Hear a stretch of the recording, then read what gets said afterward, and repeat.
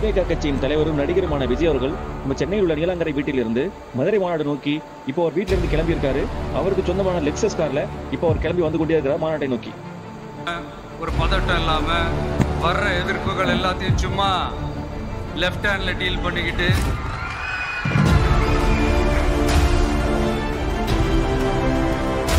ஏதோ நம்மளுடைய தமிழக வெற்றி கழகம் முதலாவது ஆண்டை கடந்து இப்போ 2வது ஆண்டில் அடி எடுக்கிறது.